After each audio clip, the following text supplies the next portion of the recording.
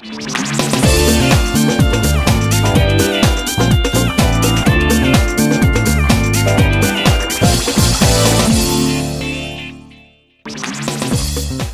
juuksed kasvavad kuus umbes 1 sentimeeter, soovitame juuksejuuri värvida iga 4–6 nädala tagant. Loe tähelepanelikult juhendit ja valmista kõik vajalikud vahendid ette.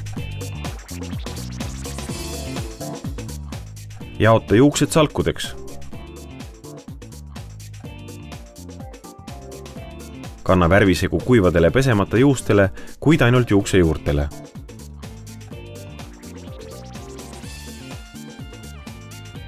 Vaata käsipeegli abil, kas kõik juuksejuured on värviga kaetud. Lase värvil 20 minutit mõjuda. Kui sinu juuksed ei värvu hästi või juustes on palju halli, pikenda mõjumisperioodi 25 minutini. Kanna järele jäänud värv ülejäänud juuksepikkusele, masseeri kergelt sisse ja lase mõjuda 10 minutit.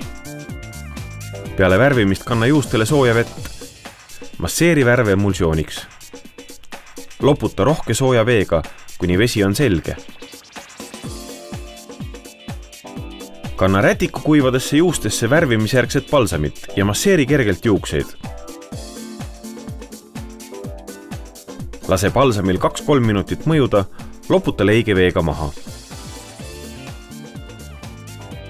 On oluline värvi kaitsta ja hoida, et see näeks välja värske ja särav.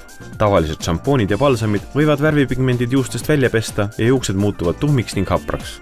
Et kaitsta värvi tuhmumise ja UV kiirte eest, kasuta Hyrix värvi kaitsvaid tooteid, mis sobivad ka igapäevaseks kasutamiseks.